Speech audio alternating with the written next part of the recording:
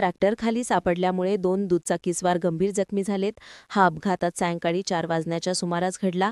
त्यांना अधिक उपचारासाठी तेथील रुग्णालयात दाखल करण्यात आले आहे. बॅनर काढण्याचं काम सुरू असताना चालकाचा ताबा सुटल्याने हा अपघात घडला.